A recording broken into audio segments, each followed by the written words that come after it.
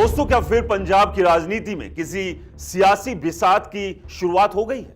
क्यों पंजाब की राजनीति में पिछले 2 महीनों से कांग्रेस और पूर्व विधायक डॉक्टर नवजोत कौर सिद्धू के बीच चल रहा घमासान आखिरकार खत्म हो गया। लेकिन जिस अंदाज में यह विवाद खत्म हुआ उसने सबको चौंका दिया। जिस अंत की किसी ने कल्पना नहीं की थी वही आज हकीकत बन चुका है। किसी ने नहीं सोचा था कि कांग्रेस और सिद्धू परिवार के बीच चल रही तनातनी का अंत इतनी कड़वाहट के साथ होगा। दोस्तों, बीते दिनों कांग्रेस ने डॉक्टर नवजोत कौर सिद्धू को पार्टी से निष्कासित कर दिया। इस फैसले की जानकारी शुक्रवार को अखिल भारतीय कांग्रेस कमेटी यानी AICC के महासचिव भूपेश बघेल ने दी। हालांकि सियासी दिलचस्पी की बात यह है कि इस निष्कासन के पहले ही 31 जनवरी को नवजोत कौर सिद्धू पार्टी से इस्तीफा दे चुकी थी।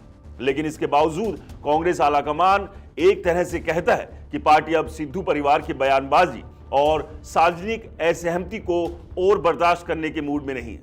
और वहीं दूसरी तरफ कांग्रेस से निष्कासित होते ही नवजोत सिंह सिद्धू की पत्नी नवजोत कौर सिद्धू ने चुप्पी नहीं साधी, बल्कि उन्होंने राहुल गांधी और कांग्रेस नेतृत्व पर खुला और तीखा हमला बोल दिया। यही नहीं, अपने हमले के दौरान उन्होंने बीजेपी की जमकर तारीफ की। यह पहला मौका है जब डॉक्टर नवजोत कौर सिद्धू ने सीधे तौर पर राहुल गांधी को निशाने पर लिया। और इतना ही नहीं, उन्होंने राहुल गांधी को पप्पू तक कह डाला।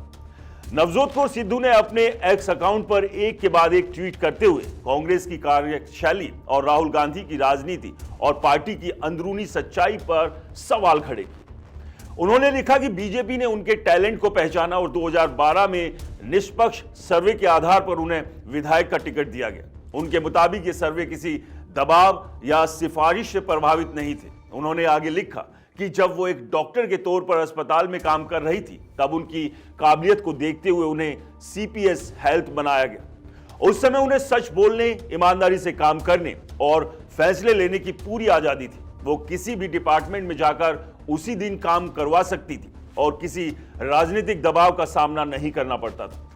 राहुल गांधी पर सीधा हमला बोलते हुए नवजोत कौर ने लिखा कि आपके पास जमीनी हकीकत सुनने के लिए ना तो समय है और ना ही कान, क्योंकि आप अपनी बनाई हुई दुनिया में रहना पसंद करते हैं। आपको लगता है कि मेरे जैसे लोग जिन्हें पोस्ट ग्रेजुएशन के लिए इतनी मेहनत की है उनके पास आपके लिए फालतू समय है। नहीं, मेरा समय सिर्फ पंजाब के लोगों के लिए है। मैं बिना राजनीति के भी उनके लिए काम कर सकती हूं।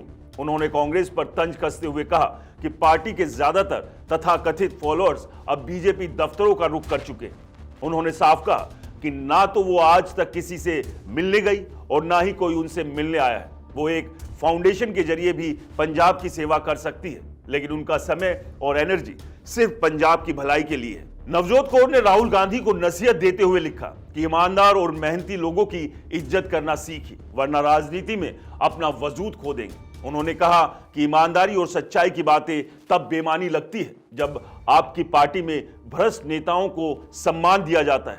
इसके बाद उनका हमला और भी तीखा हो गया। उन्होंने लिखा, गुड लक, पप्पू ने आखिरकार अपने नाम पर मोहर लगा ही दी। उन्होंने राहुल गांधी को ऐसा नेता बताया जो खुद को अकेला, ईमानदार और सबसे ज्यादा समझदार समझता है, लेकिन जिसे जमीनी हकीकत का बिल्कुल अंदाजा नहीं। उन्होंने आरोप लगाया कि राहुल के अंदरूनी सर्कल के लोग टिकट बेचकर ऐश करते हैं और किसी इमरजेंसी कॉल पर प्रतिक्रिया देने में 6 महीने से ज्यादा लगा देते हैं। तब तक नुकसान होना तय हो जाता है। नवजोत कौर ने सवाल उठाया कि अगर राहुल गांधी में हिम्मत है तो वो अपने तथाकथित समर्थकों से मौजूदा सरकार के खिलाफ खुलकर बोलने को कहे और सच का सामना करने के लिए तैयार रहे। उन्होंने कहा कि सच्चाई वही है जो थी और हमेशा रहेगी। दोस्तों, अब सवाल बड़ा है, क्या यह सिर्फ कांग्रेस से नाराजगी है या फिर सिद्धू परिवार की राजनीति का अगला बड़ा अध्याय शुरू हो चुका है? और क्या पंजाब की सियासत एक बार फिर किसी बड़े मोड़ की ओर बढ़ रही है?